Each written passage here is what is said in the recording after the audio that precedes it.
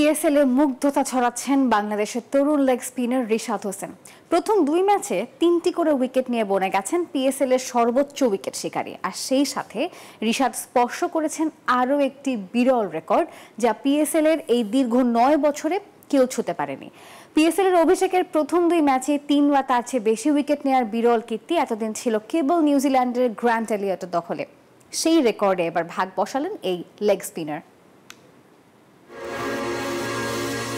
Pakistan super লিগে অভিষেকেই বাজিমাত করেছেন বাংলাদেশের রিশাদ হোসেন। তরুণ এই লেগ স্পিনার প্রথম 2 ম্যাচেই নিয়েছেন 3টি করে উইকেট। এমন দুর্দান্ত পারফরম্যান্সের সুবাদে নিজের দ্বিতীয় ম্যাচ শেষে হয়ে ওঠেন পিএসএল এর এই আসরের সর্বোচ্চ উইকেট শিকারী।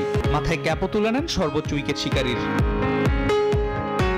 শুধু ক্যাপই নয়, রিশাদ ছুঁয়েছেন আরও এক অনন্য উচ্চতা, যা পিএসএল এর দীর্ঘ 9 বছর 2 মাস 2 দিন ধরে কেউ স্পর্শ করতে পারেননি। পিএসএল এ অভিষেকের প্রথম 2 ম্যাচেই 3 বা তার বেশি উইকেট নেওয়ার বিরল কীর্তি এতদিন ছিল কেবল নিউজিল্যান্ডের গ্র্যান্ট এলিয়টের দখলে। সেই রেকর্ডে এবার ভাগ বসালেন রিশাদ হোসেন। 2016 সালে কোয়েটা গ্ল্যাডিয়েটর্সের হয়ে প্রথম 2 ম্যাচে 7 উইকেট নিয়ে আলোড়ন তুলেছিলেন এলিয়ট।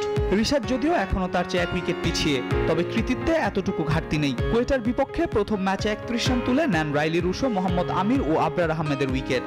পরের ম্যাচে করাচি কিংসের বিপক্ষে ফের 3 উইকেট শিকার, তুলে নেন শান মাসুদ, ইরফান খান ও আব্বাস আফ্রিদির উইকেট। 3349 দিন পর গ্র্যান্ট এলিয়টের একচ্ছত্র রেকর্ডে নাম লেখানো রিশাদ এখন তাকিয়ে আরো বড় মাইল ফলকের দিকে।